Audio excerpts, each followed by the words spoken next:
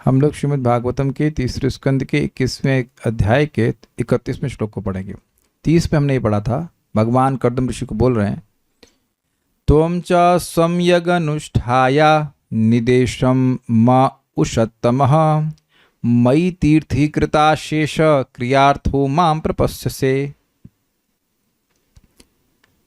और आप, त्वं च, और आप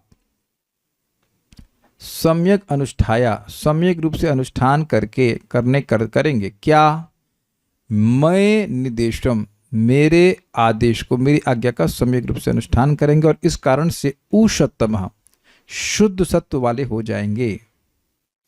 तो भगवान, एक बहुत इंपॉर्टेंट पॉइंट शायद कल छूट गया कि जब हम भगवान की आज्ञा डायरेक्ट पालन करते हैं तो हमारा चित्त क्रमशः पवित्र होता जाता है। दुर्बुद्धि हरत्वम शुद्ध सत्व बुद्धि प्रदायकम। भगवान के नाम का ये स्वभाव ही है कि जो दुर्बुद्धि है, भोग वासना इत्यादि, वो सबको नष्ट कर देता है। भोगों में सुख बुद्धि, अगर भोगों में सुख बुद्धि ना हो तो व्यक्ति भोग नहीं करेगा। जैसे भक्तों के शराब पीने में कोई रुचि नहीं होती, ऐसा कुछ भी नहीं होता है कि अब शराब पीने से सुख मिलता है, कुछ भी नहीं होता, तो कभी भी नहीं करते हैं, सिंपल। तो जो भी भोग बुद्धि बची है वो इसीलिए क्योंकि वहां पे सुख बुद्धि है। सुख है नहीं, सुख बुद्धि है कि इसमें हमें सुख मिल जाएगा। भाई भक्तों में भी आप देखें, कुछ लोगों को सोच रहे हैं कि कार मिल जाएगी, बंगला मिल जाएगा तो सुखी हो जाएंगे। कुछ भक्तों की कोई ऐसी अंडरस्टैंडिंग है ही नहीं। रहने के लिए मिल रहा है, जीने के लिए मिल रहा है, कोई दिक्कत नहीं है। सो देखिए, जिसका जितना चित्त पवित्र हुआ है उतनी मात्रा में उसकी दुर्बुद्धि का हरी जाती है, नष्ट होती है। आत्मा को किसी भी भोग से कोई मतलब नहीं है, पर जो भी भोग वासना से आप या मैं प्रभावित हो रहे हैं वह हमारी चेतना के अनुसार है। ये सबको क्लियर है? अभी एक भक्त हमको पूछे थे कि भागवतम को सुनना ही होता है कि मनन भी करना होता है। आप देखिए कि प्रतिदिन क्लास में ये दोनों ही चीजें करवाई जा रही हैं। मैं कुछ बात बोलता हूं, फिर थोड़ा सा पॉज ले लेता हूं ताकि आपको बात समझ में आए, क्योंकि मैं अपने रियलाइजेशन से भी बोल रहा हूँ, शास्त्र की बात तो बोल ही रहा हूँ। कि ऐसा तो ना कि मैं सारे भोग मेरे से छूट गए हैं तो क्या मुझे भागवत नहीं बोलनी चाहिए? नहीं, भागवत बोलना पढ़ना भगवान की आज्ञा है। ऐसा करने से मेरी जो भी बाकी वासनाएं वह भी नष्ट होंगी। I think it's very clear. तो एक भी भक्त यहाँ इस बात को नकारेगा नहीं कि कुछ भोग इच्छा है इसलिए आप उसमें प्रवृत्त हो रहे हैं। इसमें यहाँ किसी को ये नहीं दिख रहा है क्या? पहले ही बता दीजिए। जो भी सुन रहा है पहले श्रवण कर लीजिए, वो उसको अब थोड़ा मनन करना पड़ेगा कि प्रभु जी बोले क्या, या जो भी व्यक्ता है क्या बोला। क्या मेरे जीवन में ये इच्छा है? कोई भी भौतिक इच्छा है तो क्यों है? मेरे को जरूरत तो है नहीं, आत्मा के रूप में कोई जरूरत नहीं है, लेकिन चित्त दूषित है इसलिए वह इच्छा है। ये सबको समझ में रत्नेश प्रभु समझ में आ रहा है? इसे मनन करने का मतलब क्या होता है? जो बोला जा रहा है उस पर फिर मन जाए कि क्या बोला गया। और मैं आप लोगों से निवेदन करता हूं कि यद्यपि क्लास की सारी बात ना समझ में आती हो, ना ही याद रहती है, लेकिन एक दो पॉइंट पे तो मनन किया ही जाता है कि हाँ भाई क्या बोले ये, है कि नहीं? अब तो इतने एडवांस सब हो ही गए होंगे कि भाई क्या बोला जा रहा है ये तो समझ में आ रहा है। ये देखना चाहिए कि भाई कुछ इच्छाएं मेरी हैं और दूसरे भक्त में है ही नहीं, और कुछ उसमें है किसी अन्य भक्त में, हमारे में है ही नहीं। तो किसी की किसी भी मामले में भर्सना नहीं की जानी चाहिए, क्योंकि वह उसकी चेतना के स्तर के अनुसार है। यू कैन नॉट से आत्मा को तो भूख लगती नहीं तो मैं पकौड़े खाने की क्या जरूरत है? वाई? आत्मा की जरूरत नहीं है, लेकिन आत्मा भी दुर्बुद्धि से युक्त है। तो बहुत सुंदर शिक्षा हमें ग्रहण कर रहे हैं कि जिस भी हम अवस्था में हैं वहां से भगवान की आज्ञा का पालन करना शुरू करते हैं तो हमारा चित्र पवित्र होने लगता है। और एक पॉइंट पे उषत्तम अर्थात शुद्ध सत्व में आ जाता है। शुद्ध सत्व मतलब मैं कृष्ण का सेवक हूं और एकमात्र मेरा कर्तव्य कृष्ण की सेवा करना है। मेरे सारे मन वचन और कर्म से कर्म जितने भी हैं वह सब, उन सब का प्रयोजन कृष्ण की सेवा करना। ये सुन लेने से बात समझ में नहीं आ जाती है। सुनना जरूरी है, लेकिन अब हम सुन करके जब उसके साथ कार्य करते हैं तो धीरे धीरे करके जैसे हमारा हृदय पवित्र हो जाएगा, एक पॉइंट पर अब आप और कोई कार्य करेंगे ही नहीं। भाव स्तर समझ रहे हैं ना? भाव स्तर मतलब शुद्ध सत्व। तो अब वहां कोई ऑप्शन है ही नहीं। You don't serve Maya, you don't have to, you don't serve Maya, you don't serve Maya at all. उससे पहले कुछ हो सकता है कि इंक्लिनेशंस रहें, लेकिन भाव स्तर पर कोई मतलब ही नहीं है। तो यही इंगित कर रहे हैं उषतम, शुद्ध सत्व के हो जाएगा तुम्हारा चित्त। मई तीर्थीकृता, मुझ में ही तीर्थीकृत। तीर्थ का मतलब होता है दान का पात्र। लोग तीर्थ में जाते हैं तो दान आदि करते हैं, यहाँ करने से हमको बड़ा लाभ मिलेगा। जो आप यहाँ कुछ 100 रुपये में देंगे तो तीर्थ में करने से 1000 गुना मिलता है। तो व्यक्ति की तीर्थ में उपादेय अर्थात वर्शिपेबल या रेस्पेक्ट की भावना होती है कि किसी भी तीर्थ में हम जाते तो हमें पुण्य मिलेगा। तो तीर्थीकृत का मतलब है कि मुझ में ये भाव तुम्हारा हो जाएगा कि भगवान सबसे सबसे अच्छे हैं, भगवान सर्वश्रेष्ठ हैं, भगवान की सेवा करूंगा। और इस कारण से अशेष क्रियार्थ, शेष मतलब होता है बचना, ये शेष बच गया, और अशेष मतलब जो कुछ भी नहीं बचा, यानी कि सारी क्रियाओं को, अर्थों को, प्रयोजन को तुम मुझे समर्पित करके माम प्रपस्य से मुझे प्राप्त करोगे। भगवान भविष्यवाणी कर रहे हैं, नहीं, इज ही फोरबोर्डिंग, क्या वह ऐसा बोल रहे हैं कि ऐसी संभावना होगी कि तुम मुझे प्राप्त कर लोगे, कि भगवान बोल रहे हैं कि तुम मुझे प्राप्त कर लोगे? वेदवादी क्या बोल रहे हैं, ये क्या आशा है इनका? ये इनके मोक्ष का योग बता रहे हैं कि बता रहे हैं कि मोक्ष मिल जाएगा, मोक्ष मिल जाएगा। आप योग समझती हैं ना, इस समय इस व्यक्ति का शादी का योग होता है, ये सब लोग बोलते हैं ना, तो योग का मतलब संभावना सूचित की जाती है। यही सिखाया था ना आपने हमको।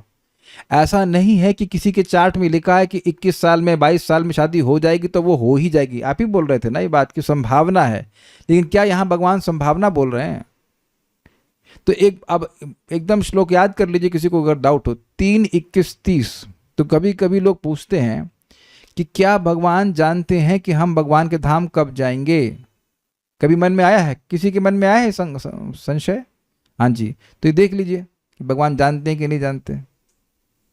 और उस व्यक्ति के बारे में जानते हैं जिसकी शादी अभी होने वाली है जो मायम जाने वाला है, उसके बारे में भी जानते हैं कि अभी मेरे पास आया है तो ये जाएगा। और उस व्यक्ति के बारे में जानते हैं इसके 10 बच्चे हुए, 9 लड़कियां 1 लड़के, खैर भगवान ही हो गए, लेकिन जिसके 10 बच्चे हुए वह भी भगवान के पास जाएगा। किसके यहाँ पे भाई 10 बच्चे? जरा हाथ खड़ा करो, देखें किसके 10 बच्चे हैं यहाँ पे। तो जब 10 वाला जा सकता है तो 1 आध 2 वाला क्यों नहीं जा सकता? कुछ प्रेरणा मिल रही है आपको? जब 10 वाला, 9 लड़कियां और 9 लड़कियों की शादी और झमेले सारे, वो सब उसको भी भगवान कह रहे हैं कि माम प्रपस्य से। तो कुछ होप लग रही है आप लोगों को अपने लिए?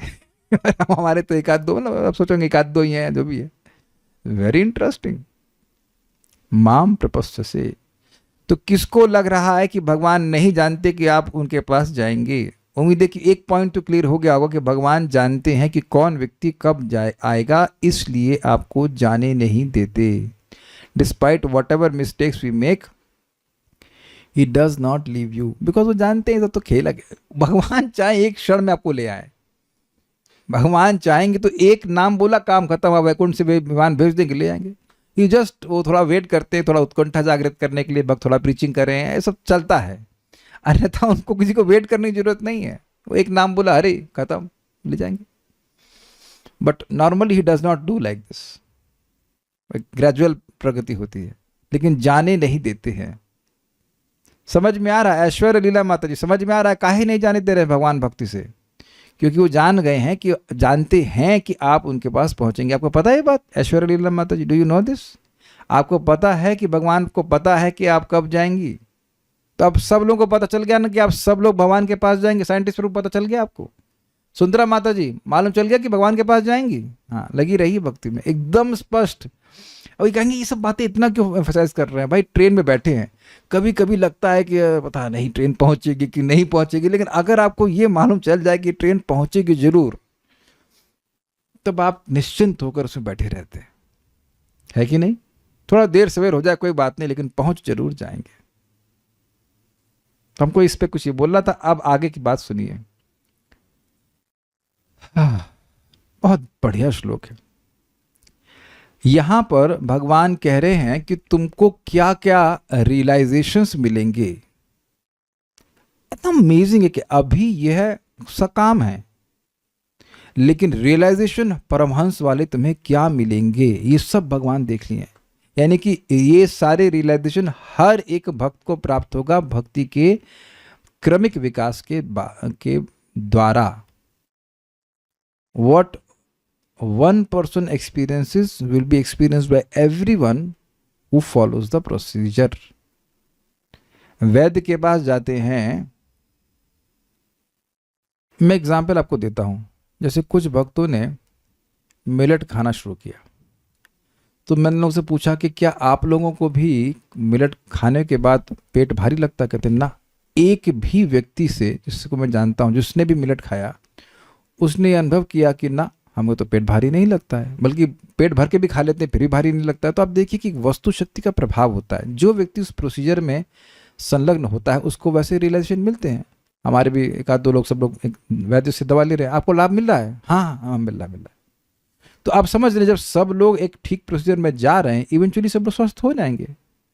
और यहाँ ये हो सकता है कि एक वैद्य सबको ठीक ना कर पाए क्योंकि सबकी अलग अलग बीमारी होती है, लेकिन हम सबकी बीमारी तो एक है, अविद्या. और उसकी दवा क्या है? एक है, हरे कृष्ण मंत्र, श्रीमद् भागवतम प्रसाद. करते जाइए करते जाइए करते जाइए, सबको रियलाइजेशन मिलेगा. It can be little forward backward, किसी को बाद में मिले, किसी को पहले मिले, डिपेंडिंग स्पीड क्या है, लेकिन मिल सबको जाएगा. तो ये बात बड़ी अच्छी बोल रहे हैं कि मैं एक्चुअली बात क्या बोलना चाहता हूँ, बात ये है, भगवान कह रहे हैं कि कर्दम ऋषि, जिस ज्ञान को आपने सुना है कि भगवान सबके हृदय में रहते हैं, सब कुछ भगवान में है. वर्षा भानवी माता जी को बड़ी दिक्कत थी, भगवान में सब कुछ है, भगवान में बाहर सब कुछ, बड़ी दिक्कत थी ना आपको ज्ञान के स्तर पर. तो अब ये मुझको पूछ रही थी, भगवान के अंदर सब कुछ है, फिर भगवान के बाहर सब कुछ है क्या नहीं समझ नहीं आ रहा है. तो यहाँ भगवान कह रहे हैं कि जो कुछ भी तुमने ज्ञान के द्वारा सुना था, महाविष्णु होते हैं, ये होते हैं, क्षीरोदकशय विष्णु होते हैं, वो सब तुम विज्ञान के रूप में, रियलाइजेशन के रूप में तुम देखोगे.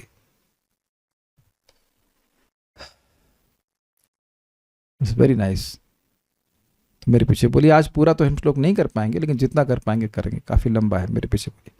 कृत्वा दयां च जीवेषु दत्वा च भयमात्मवान्. कृत्वा दयां च जीवेषु दत्वा च भयमात्मवान्. मय्यात्मानं सह जगत् द्रक्ष्यस्यात्मनि चापि माम्. मय्यात्मानं सह जगत् द्रक्ष्यस्यात्मनि चापि माम्. कृत्वा दयां च जीवेषु दत्वा च भयमात्मवान्. कृत्वा दयां च जीवेषु दत्वा च भयमात्मवान्. मय्यात्मानं सह जगत् द्रक्ष्यस्यात्मनि चापि माम्. मय्यात्मानं सह जगत् द्रक्ष्यस्यात्मनि चापि माम्. कृत्वा दयां च जीवेषु दत्वा च भयमात्मवान्. कृत्वा दयां च जीवेषु दत्वा च भयमात्मवान्. मय्यात्मानं सह जगत् द्रक्ष्यस्यात्मनि चापि माम्. मय्यात्मानं सह जगत् द्रक्ष्यस्यात्मनि चापि माम्.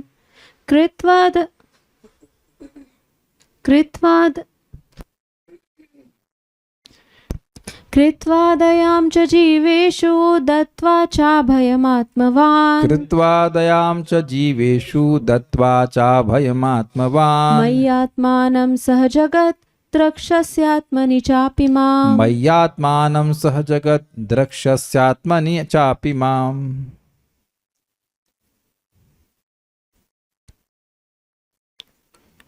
समस्त जीवों पर दया करते हुए तुम आत्म साक्षात्कार प्राप्त कर सकोगे. फिर सबको अभय दान देकर अपने सहित संपूर्ण जगत को मुझ में और मुझको अपने में स्थित देखोगे.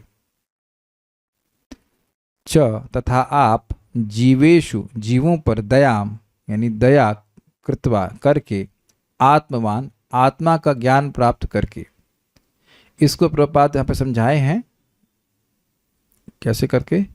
समस्त जीवों पर दया करते हुए तुम आत्म साक्षात्कार प्राप्त कर सकोगे. पहले इस पॉइंट को समझ लीजिए, ये क्या मतलब क्या है. जब जीव अविद्या से ग्रसित होता है तो वह अपने स्वरूप को भूल जाता है. फिर अस्मिता एक्टिव होती है और वह उसको ये मानने पर मजबूर कर देती है कि वह देह है जो कि वह नहीं है. फिर क्या होता है, फिर राग होता है और द्वेष होता है. राग किन से होता है, जो देह से संबंधित हैं, पत्नी, पुत्र, पिता, माता या जो कोई भी, चाचा चाची, जो भी उससे संबंधित है, उनसे हो जाता है राग। और उनका कोई अहित करता है तो उनसे हो जाता है द्वेष। वही चीज पड़ोसी के किसी के बच्चे के संग होता है तो आपको कोई दुख नहीं होता है? होता है? Don't feel anything. अच्छा, बड़ा गलत काम किया, बस काम खत्म। लेकिन अपने सो कॉल्ड अपने किसी व्यक्ति से होता है तो व्यक्ति को द्वेष हो जाता है। तो जिस व्यक्ति के हृदय में राग और द्वेष है, वो क्या सभी जीवों पर दया कर पाएगा? तो आप समझ रहे हैं कि अब हम लोग को एक अभ्यास करना है। It may not be possible, द्वेष हो जाता है, लेकिन द्वेष मन में उत्पन्न हो उसको शास्त्र बुद्धि से दबाए। क्योंकि ये बात जो आ रही है दया की, ये गृहस्थों के लिए है। उनके पास संसाधन होता है, धन होता है, और उनको अलाउ भी किया जाता है कि धन का संचय कर लें। तो संचय करें, कर लें नहीं, संचय करें। तो अब अपने धन को केवल अपने परिवार वालों तक सीमित न रखें। क्या ध्यान देने वाली बात समझ पाए आप? केवल का मतलब हुआ बस अपने परिवार के, अपनी बेटी, अपना बेटा, उसके लिए समोसा, बाकी के लिए आलू भी नहीं, कुछ भी नहीं। ये देखा जा रहा है कि नहीं? इसीलिए आगे जाकर के आप सुनेंगे, जो कि हम लोग पालन नहीं करते हैं, कि कर नहीं पा रहे, कह लीजिए, कि खाना बनाने के बाद व्यक्ति को बाहर जाना चाहिए और बोलना चाहिए कि कोई भूखा है, कोई भूखा है, कोई भूखा है, परिवार वालों के अलावा, फिर भोजन ग्रहण करना चाहिए अगर कोई ना आए। अब ये तो कोई, खैर अब क्या करेगा, कलयुग को कर नहीं पाता है, लेकिन प्रश्न कोई व्यक्ति कर सकता है कि अगर अरे भाई हम लोग कहेंगे सब लोग आ जाएंगे। नहीं, अगर सब लोग कहेंगे तो लोग कहाँ कहाँ जाएंगे? प्रश्न ये है। अगर सारे गृहस्थ आकर के हल्ला करने लग जाए कोई भूखा है, कोई भूखा है, तो भूखे कम पड़ जाएंगे। भाई भिखारियों की जो लाइन है वह तो अभी जितने लोग यहाँ वृंदावन में रह रहे हैं उससे तो कम है ना। कोई विरोध है इसमें? कल्याणपुर कोई विरोध है आपको? मुस्कुराइए मत, विरोध है तो बोल दीजिए। आपको कितने भिखारी दिखते हैं? अगर भिखारियों का नंबर देखा जाए तो वह लोग जो रह रहे हैं उनसे तो कम ही है ना, कहीं पे भी आप देखिए। लेकिन नहीं देना चाहते। एक भिखारी कितना खाएगा बताइए? केवल भोजन की बात बोल रहे, ये नहीं बोल रहे हैं कि पैसा दो, पैसा तुरंत पैसा मत दो, गलत उपयोग कर लेगा, लेकिन प्रसाद तो सबको दिया जा सकता है ना। अब आप समझिए ये पॉइंट, सब कुछ समझ में आ रहा है। ये स्पेशली गृहस्थ लोगों के लिए है, क्योंकि हम लोगों को संचय करने का अधिकार दिया गया है। तो अब उस संचय का जो भी धन है, जो भी हमारे पास क्या कह सकते हैं सामर्थ्य है, वो जब हम दूसरों को कुछ देते हैं जो उनकी आवश्यकता है, फालतू में नहीं दे देंगे, आवश्यकता है, तब हमें आत्म साक्षात्कार, यानी कि हमारा राग द्वेष कटेगा, हमारी अविद्या कटेगी। To the degree I realize that I belong to Krishna, to that degree I will be able to understand that others also belong to Krishna.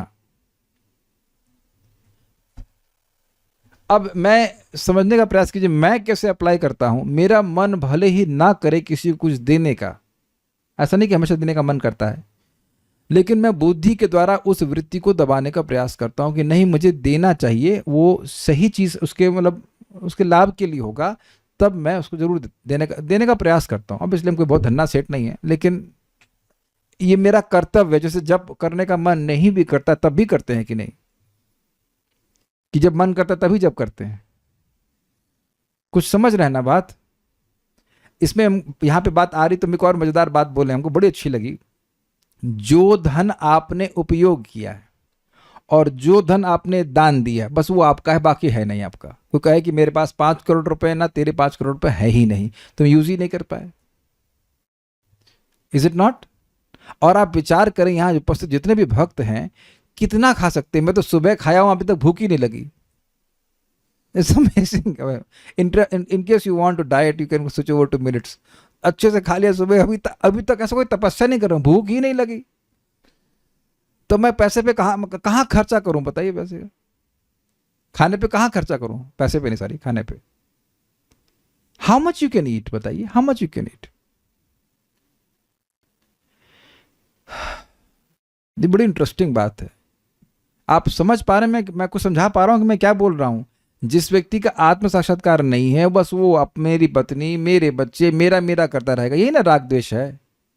लेकिन जितना व्यक्ति समझेगा कि कृष्ण देने वाले हैं एक बात, दूसरा कृष्ण को ये प्रिय लगेगा, तो वह जीवों पर दया करता है। मैंने इससे पहले की क्लास में भी समझाया था कि भक्तों को कम से कम चींटियों को देना चाहिए। चींटियां तो बहुत नहीं खाती हैं।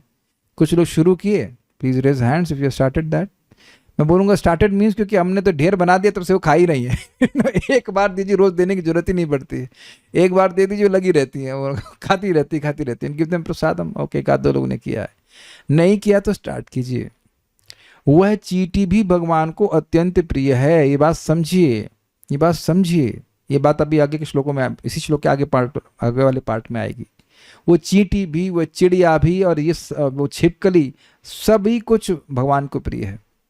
तो बड़ी सुंदर बात है। ये गृहस्थों का धर्म है। ये बताया है गया शास्त्र में कि जो सांप है उसका भी पालन करे, छिपकली का भी पालन करे, चूहे का भी पालन करे। प्रभुपाद जी के पिताजी, कपड़े की दुकान थी उनकी, तो चूहे कपड़ा ना खाएं इसलिए उनको भोजन अलग से दे दिया करते थे। भूखे क्यों रहें? ये बात समझ लीजिए कि भूखे को भोजन देना ये बहुत बड़ा धर्म है। एक्चुअली सबसे बड़ा धर्म कहा जाता है। कभी विचार कीजिएगा कि जब आपको भूख लगी थी कस के, तो आप कितना बिलबिला रहे थे, तड़प रहे थे। तो किसी तरह से अगर हमारे पास सामर्थ्य है, जितना भी सामर्थ्य हम किसी को दे सके, हम लोग के पास तो बहुत अच्छा सामर्थ्य है, प्रसाद दे सकते हैं। बहुत बड़ा धर्म है, बहुत बड़ा धर्म है। और मैं ये देख भी रहा हूं कि जहां भी अन्न क्षेत्र ठीक से चलाया जाता है वो कभी बंद नहीं होता है। आपने कभी सुना है बंद होते हुए? ये बड़ा इंटरेस्टिंग है। इधर गौड़िया मठ का भी चल ही रहा है, कितने साल से हमको नहीं पता, लेकिन 3 तो इधर ही हो गए, कम से कम 6-7 साल से चल रहा है। वो वर्धित हो रहा है, कम नहीं हो रहा है। इधर भी एक भक्त है ना, वो साउथ इंडिया के भक्त है, वो इडली सांभर खिलाते हैं, अन्ना प्रभु, वो खिलाते हैं। कोई व्यवस्था नहीं है उनके पास, लक्ष्मी आती जाती, because is something very pleasing to Krishna, भोजन देना। तो जो देखिए, हम लोग पूरा नहीं कर सकते, जहां से कर सकते वहां से करने का प्रयास करना चाहिए। नहीं करने से कुछ करना अच्छा है, वह हमारे आत्म साक्षात्कार में लाभ देगा। थोड़ा मैं फिर और क्लियर करता हूं। मैं मिस्टर ए की सहायता क्यों करूं? यह समझते हुए कि ये जीवात्मा अंदर बैठा हुआ है और ये जीवात्मा भगवान का अंश है और भगवान इससे प्रिय होंगे, प्रसन्न होंगे अगर मैं इसकी सहायता करता हूं। अब समझ में आ रहा है कि क्या करना चाहिए। किस उसके गुण और दोष नहीं देखने चाहिए, वो उसका शरीर कैसा है, उसका मन कैसा, उससे मतलब नहीं है। अगर आप बहुत बाहर ना जा सके, कम से कम डिवोटीज की हेल्प करना सीखना चाहिए, एटलीस्ट डिवोटीज। इससे हमारा आत्म साक्षात्कार होगा।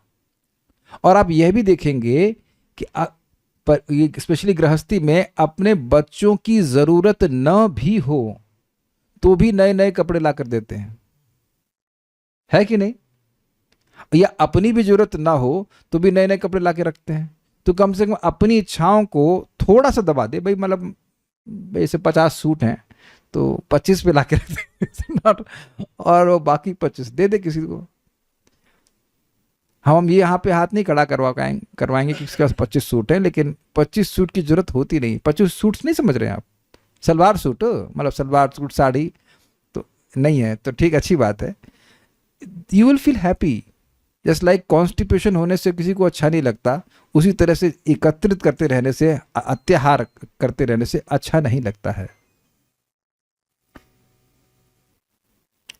Like that. हमको बहुत अच्छा लग रहा है। ये जो पहली बात बोल रहे हैं जीवेषु दयाम, ये जो है ये गृहस्थों के लिए है।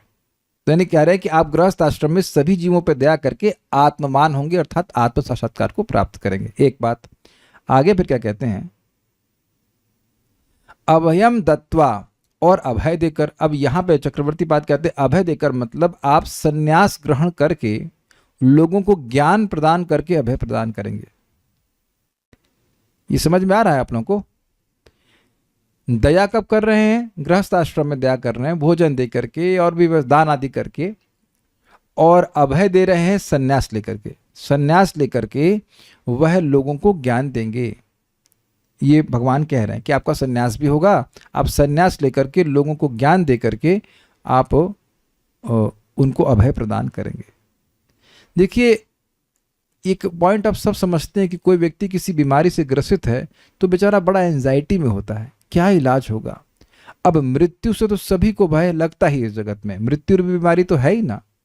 तो भगवान की बात समझा करके व्यक्ति को अभय मिलता है कि नहीं। देखिए, आप सभी लोगों को इतना अभय है कि भाई हमारा जो जन्म है, मान लो होगा ही, चलिए मान लीजिए, तो वह भी भगवान के अध्यक्षता में होगा। और ये बात एक बार में नहीं समझ में आती है। भगवत गीता को पढ़ा करके बार बार बोल बोल कर व्यक्ति को समझ में आता है कि मैं भगवान के संरक्षण में हूं। सुनने से व्यक्ति को अभय मिलता है, आगे अच्छा ही होगा। Is it sinking? जो मैं बोल रहा सबको समझ में आ रहा है कि नहीं? नाम जप कर रहे हैं, भगवान को प्रणाम कर रहे हैं, प्रसाद ग्रहण कर रहे हैं, हमारी जो भी अवस्था हो आगे वह अच्छा होगा। कुछ भी अवस्था हो तो हम ठीक हो जाएंगे, भगवान के पास जाएंगे। तो ये सब सन्यासी लोग जो सन्यासी हैं वास्तविक रूप से उनका कर्तव्य है कि वह ज्ञान दें। देखिए प्रभुपाद कई बार समझाते हैं कि वास्तविक सन्यासी किसी गृहस्थ के घर में जाकर डोनेशन लेने के लिए नहीं जाते हैं। लोग सन्यासियों का सत्कार करते हैं तो वह जाते हैं ताकि उनको भगवान की बात सुनाने का मौका मिल सके। ये बात है, ये इंपॉर्टेंट बात है। तो कह रहे हैं सन्यास लेकर के आप लोगों को भगवान के ज्ञान दे करके अभय प्रदान करेंगे। फिर मई, मेरे में, मई मतलब सप्तमी व्यक्ति, मुझ में, आत्मानम अपने सह अपने साथ, जगत सारे संसार को, और आत्मनि अपने में, माम मुझे भी, अपि मतलब भी द्रक्षसी देखेंगे। थोड़ा समझ लीजिए, आप ये देखोगे कि आप और पूरा जगत भगवान में है, ये एक पॉइंट। और दूसरा आत्मनि, आप अपने में देखोगे कि भगवान मेरे हृदय में भी हैं। तब भी डर लगेगा कल्याण प्रभु। आप समझ जाए बात? एक सिंपल सी बात है कि मान लीजिए किसी भी भक्त के, मैं भक्तों से डील कर रहा हूं इसलिए भक्त बोला, किसी भक्त के मन में डर है कि मेरा भरण पोषण कैसे होगा। तब देखो परम पूज्य वृंदावन चंद्र महाराज कितनी सिंपल सी बात बोले, उसको स्मरण करके व्यक्ति के मन में भय नष्ट हो जाता है। इसका मतलब ही नहीं कि आप कुछ कर्तव्य न करें, लेकिन भय नष्ट हो जाता है। क्या बात बोले महाराज? भाई जब हम जिनसे भी पैदा हुए थे उनके अलावा भगवान किसी और से पैदा करवा सकते थे कि नहीं? माइक दीजिए इनको, करुणामृत प्रभु को थोड़ा बताएं, पूछें, बहुत दिन से परेशान नहीं किया। तो करुणामृत प्रभु, आप साउथ इंडिया में ही पैदा होना जरूरी था, आप नॉर्थ इंडिया में नहीं पैदा हो सकते थे? आप अलास्का में, बोलो यस, हो सकते थे, और अमेरिका में नहीं पैदा हो सकते थे? ओके ठीक है। अच्छा, यानी कि भगवान कैसे भी किसी का जन्म करवा सकते हैं। अच्छा, आप मरेंगे कैसे निश्चित है कि इसी तरह से मरेंगे? कैसे भी मर सकते हैं, कोई no not giving any ideas, लेकिन कैसे भी मर सकते हैं, कुछ भी हो सकता है ना, कैसे। तो भगवान, दो बातें भगवान की हमने समझ ली कि भगवान किसी को कैसे भी जन्म दे सकते हैं और कैसे भी मार सकते हैं।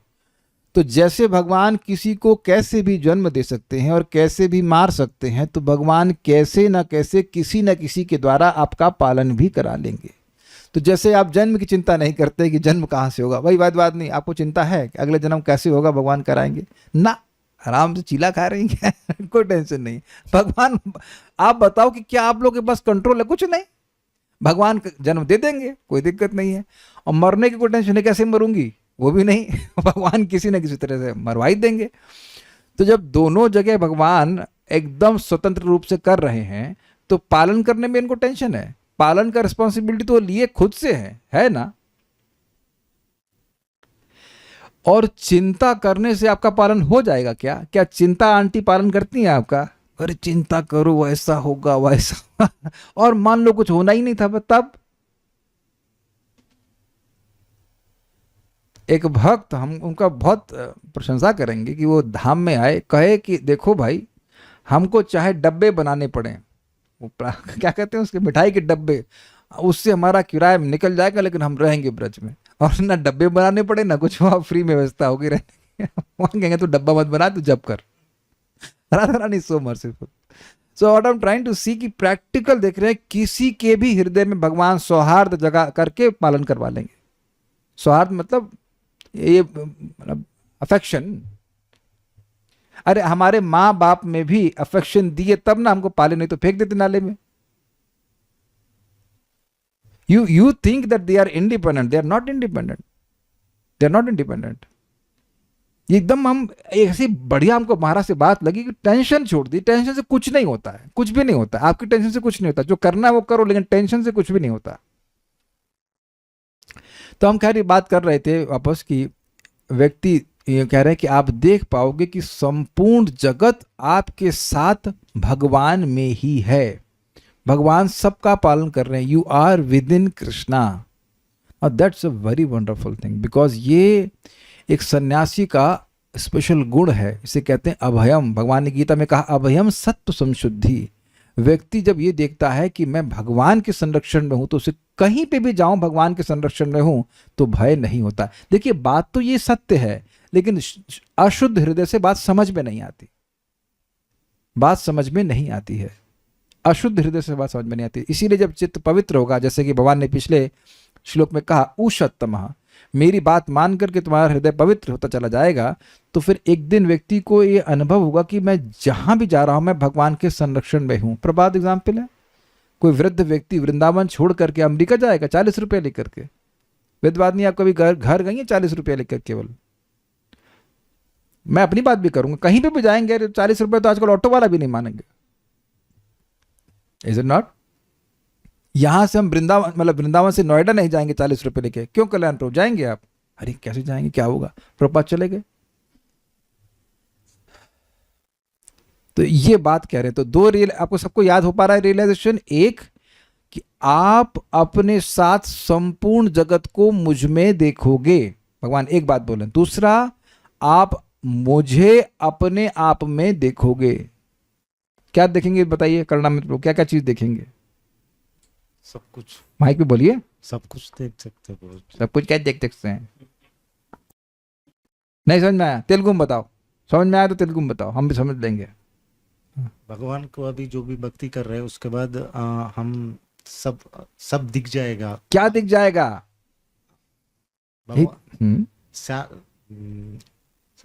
माइक पे थोड़ा पास में बोलिए। सबको वो दिख जाएगा। क्या वो दिख जाएगा? सांभर टमाटर। अरे आप तो आगे चले गए, उतना नहीं बोल रहा हूं मैं, अभी आगे नहीं जाइए। इतना बोलिए कि क्या मैंने बताया अभी। बस अपने साथ तुम पूरे जगत को भगवान में देखोगे। व्हाट डिड यू, जो समझ में है वो बोलिए। अभी भक्ति करते करते भगवान इस जगत में सब कुछ दिख जाएगा। शायद आपकी हिंदी ठीक नहीं आ रही, कोई बात नहीं, कोई बात नहीं, ठीक है, ओके। राधिका प्रभु समझ पाए? हाँ समझ गए हैं, राधिका प्रभु समझाएंगे। क्या देखेंगे?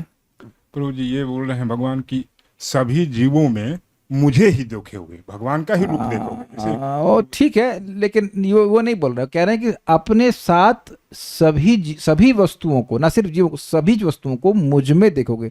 मतलब पूरा जगत भगवान में है, एक चीज।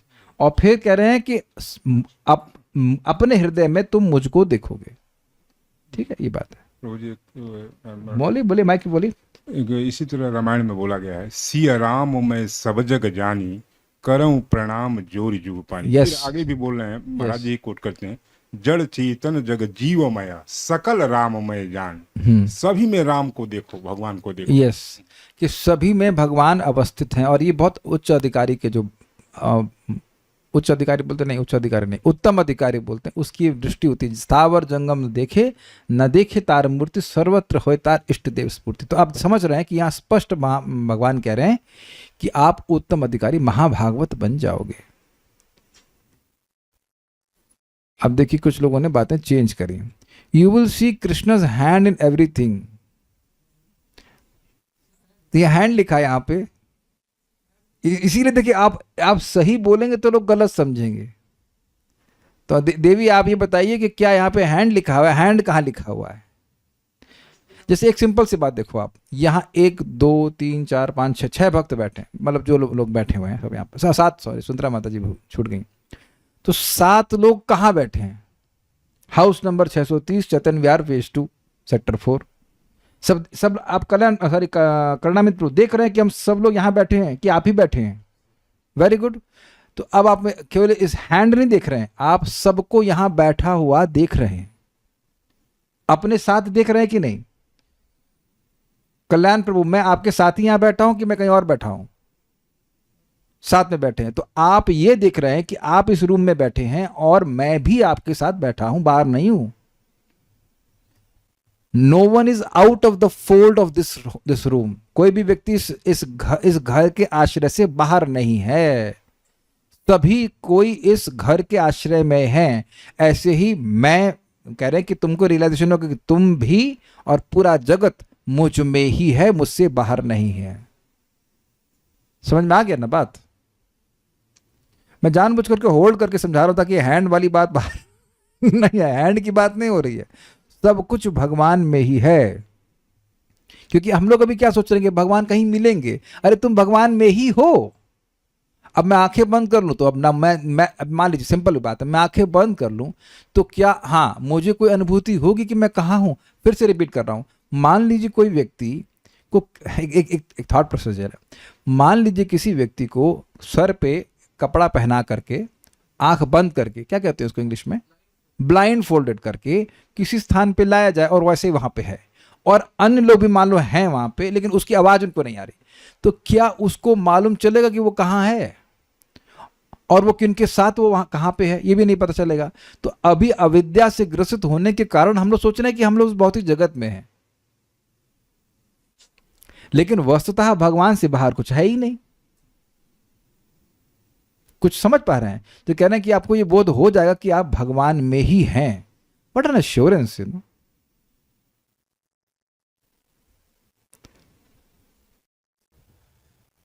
अब कह रहे हैं, अब चेंज कर रहे हैं, हैंड के उपलक्षण से पूरे कृष्ण।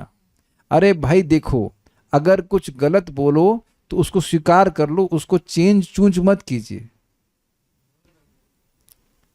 यहां पे हैंड देखो वाली बात नहीं आ रही है, पूरे कृष्ण को देखने की बात आ रही है, और ना ही कृष्ण में आप उपलक्षण चलाओ। यहाँ पे यहां कोई उपलक्षण किच किच नहीं।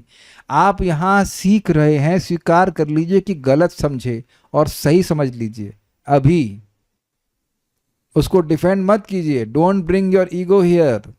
If you have understood wrong, accept it. I have understood wrong. मैंने क्लास में नहीं बोला अरे गलत बोल गया, ठीक कर देता हूँ, नहीं तो उसको लीपा पोती मत करिए। जो चीज यहां बोली जा रही है उसको सहज स्वीकार कर लीजिए कि जो बोल रहे हैं वह समझिए। आप अपने घर के हैंड की बात नहीं कर रहे हैं। We are in this home, ऐसे भगवान में हैं हम, यही तो बात बोल रहे हैं।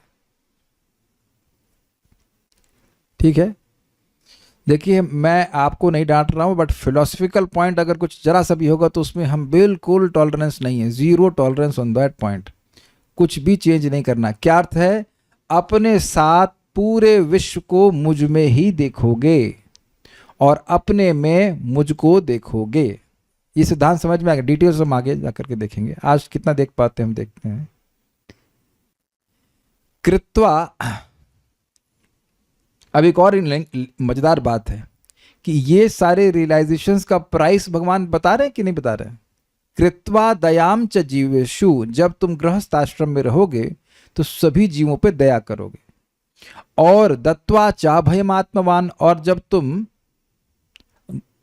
संन्यास आश्रम स्वीकार करोगे तो उनको अभय प्रदान करोगे आध्यात्मिक ज्ञान दे करके, और इस प्रकार से आत्मवान अर्थात आत्म साक्षात्कार प्राप्त करोगे। देहवान नहीं, आत्मवान। अभी हम देहधारी हैं, बट आत्मवान का मतलब you will be realising yourself, ये बात बोल रहे हैं। और अब इसके बाद मयि आत्मानम सह जगत द्रक्षसी, तुम पूरे जगत को अपने साथ मुझ में देखोगे। तो अब ये लाभ बहुत बड़ा है, इसलिए व्यक्ति को ये दोनों चीजें करनी चाहिए। और देखिए मैं एक बात थोड़ा सा छूट गया बताने के लिए कि दया का अर्थ केवल भोजन देना नहीं है। I hope it is very clear. भोजन देना एक बहुत बड़ी बात है, लेकिन केवल भोजन देना ही दया नहीं है। श्रील प्रभुपाद कई बार इस बात को समझाए हैं।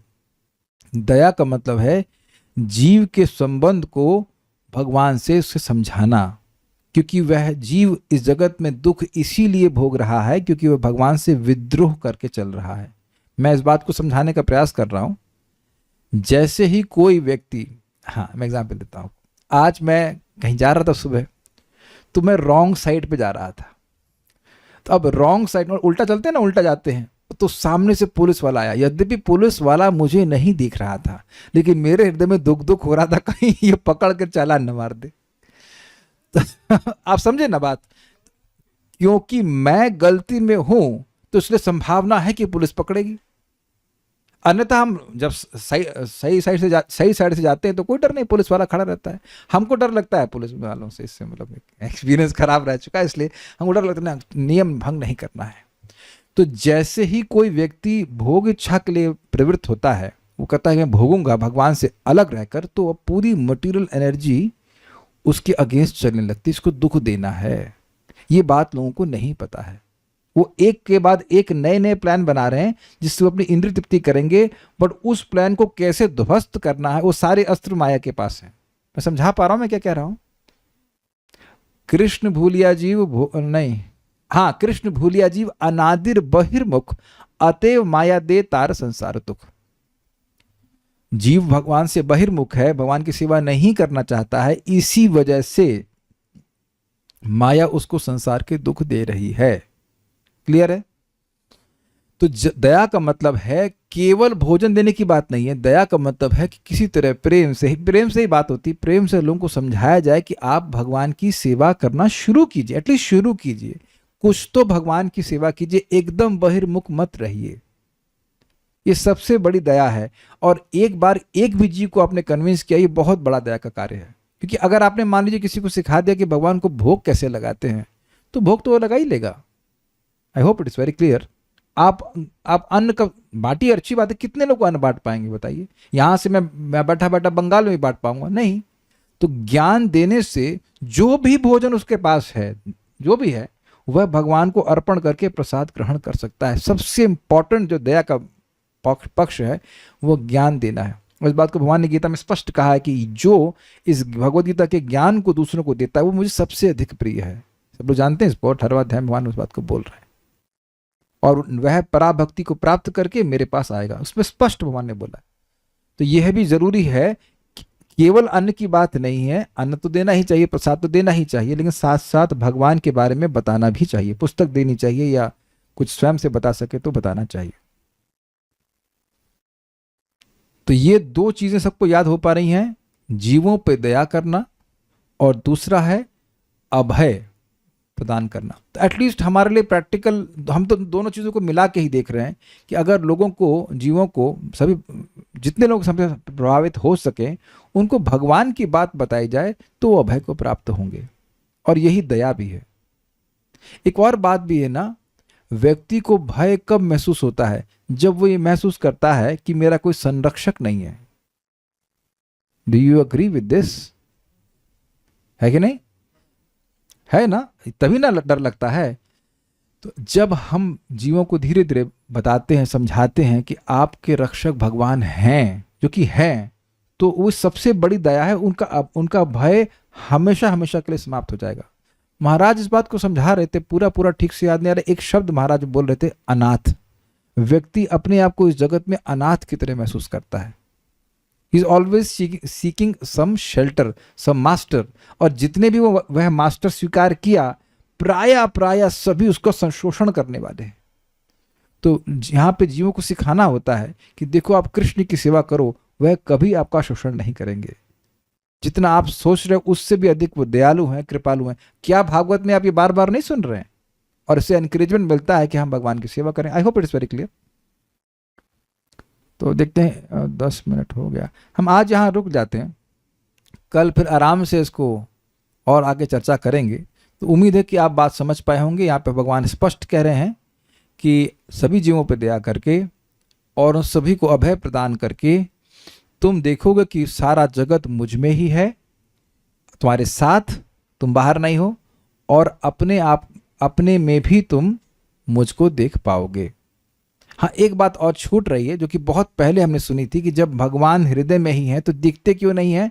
तो इसी बात से कि देह और गेह में जो आसक्ति है, इसी वजह से व्यक्ति भगवान को नहीं देख पाता है।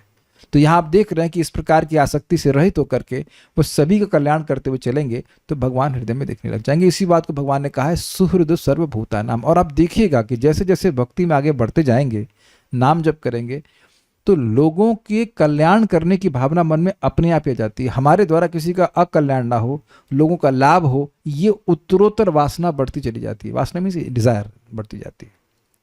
इससे भगवान बहुत प्रसन्न होते हैं। सर्वभूत दया ऐसे करके श्लोक है कि भगवान नाति प्रसीदति, भूल रहा हूँ श्लोक, अगर कोई ढूंढ सके तो बहुत सुंदर श्लोक है, हम लोग पढ़ चुके हैं कि भगवान, ब्रह्मा जी बोले कि भगवान को बहुत सारे वस्तुएं दी जाती हैं सकाम भावना से। हाँ, तो उतना वह प्रसन्न नहीं होते जितना कि सभी जीवों पर दया करने से होते हैं। जरा बताइए, कुछ लोग मिल सकता है क्या? 39 क्या नाति प्रसीदति तथोपचितोपचारेर, ऐसे श्लोक है न, भूल रहा हूँ, लेकिन बहुत सुंदर श्लोक है। तो सभी हाँ एक बात हम, हाँ लाइए, बहुत सुंदर श्लोक है ना, ये है 3.9.12। नाति प्रसीदति तथोपचितोपचारेर आराधितः सुरगणैर्हृति बद्ध कामै यत् सर्वभूतदयया सदलभ्य एको नाना जनेषु वहितः सुहृदंतरात्मा।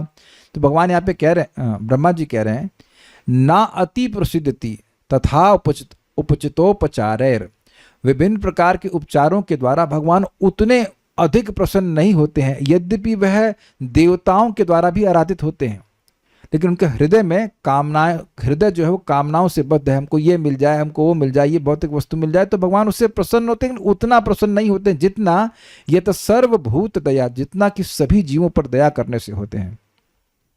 असद्ध लभ्य, लेकिन ऐसी इच्छा, सभी जीवों को पर दया करने की इच्छा जो असद व्यक्ति, जो दुष्ट हैं, उनको प्राप्त नहीं हो सकती है, वो तो राग द्वेष में फंसे हुए हैं। बहुत अच्छी बात है।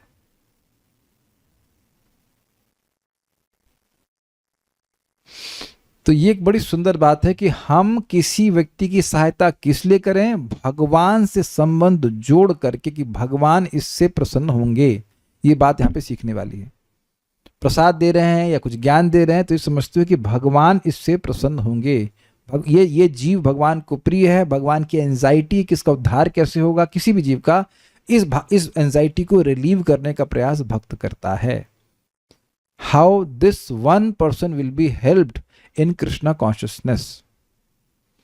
इसीलिए अब हम थोड़ा सा बात और ले रहे हैं यहाँ पे। इसीलिए देखिए हम लोग सुबह जप करते हैं, क्यों करते हैं? आप किसी भक्त को बोलो कि जप करो, क्या उसकी वो बाएं देखता है, लेफ्ट देखता है, राइट देखता है, लेकिन उसके आसपास सहायता करने वाला कोई नहीं है जप करने के लिए। है कोई? खींचने वाले बहुत होंगे कि मत करो। सहायता करने वाला कोई है? भाई आप लोग के किसी के घर में कोई सहायता करने वाला है जप में? कोई हाथ खड़ा कीजिए। कोई नहीं। तो आप देखिए कि कोई सहायता करने वाला है नहीं, खुद भी नाम में रुचि है नहीं। एक दो लोग हैं तो ठीक है, वेरी गुड।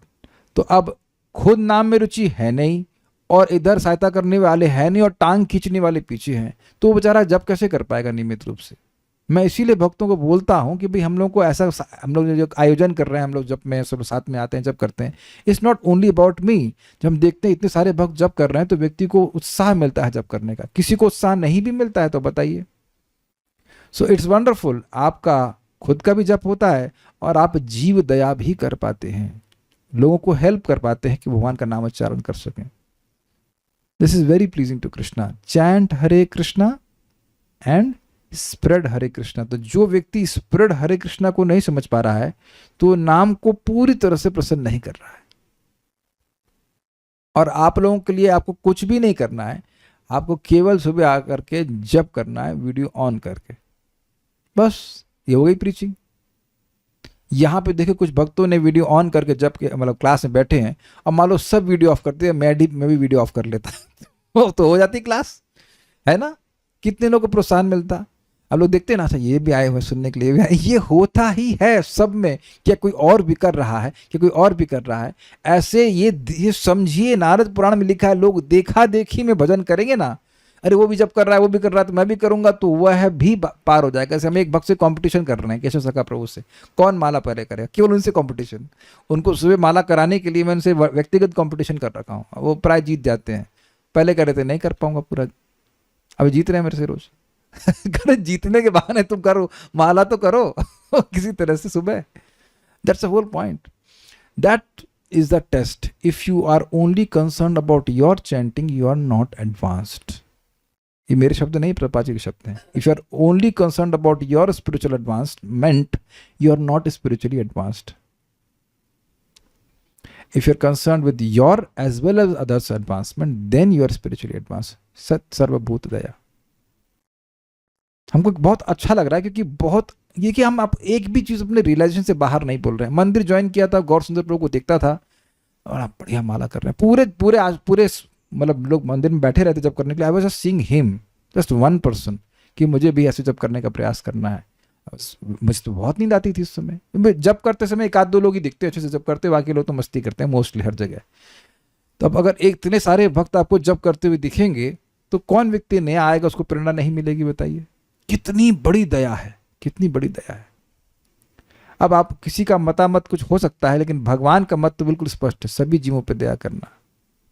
जब जीव पर दया करना चाहते हैं किंतु जीव उल्टा दुख देने लगता है, कैसे तब भी दया करते रहें? और अच्छा प्रश्न है कि किसी पर दया कर रहे हैं वो उल्टा जो कर रहा है।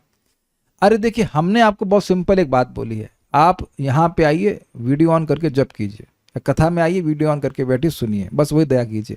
यहाँ तो कोई दुख नहीं दे रहा है ना आपको कोई बाला तो नहीं मार रहा कि जब से। अब जो बहुत एंटागोनिस्टिक हैं, आप जानते हैं, जो बहुत द्वेषी हैं, उनसे दूर रहना चाहिए, ये उनको दया है। कभी हो सके तो प्रसाद दे दीजिए।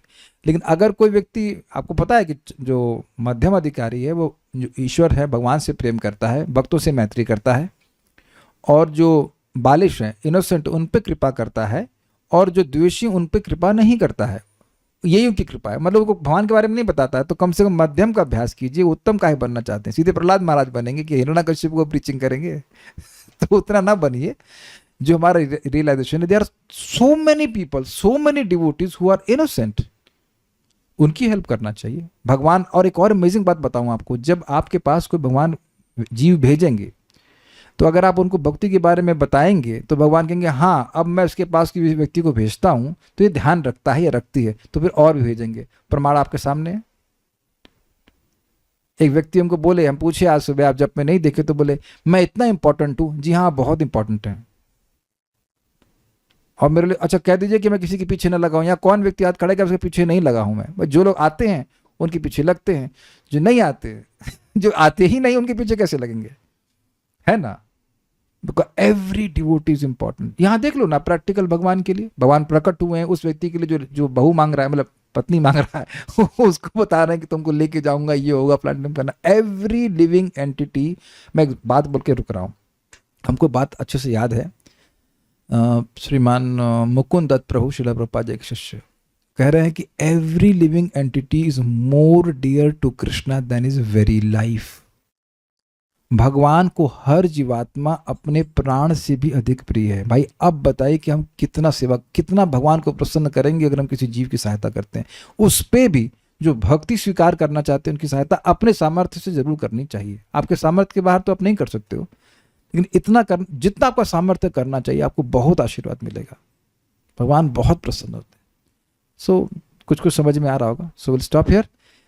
श्रीमद् भागवतम की जय, श्रील प्रभुपाद की जय, निताई गौर प्रेमानंदे।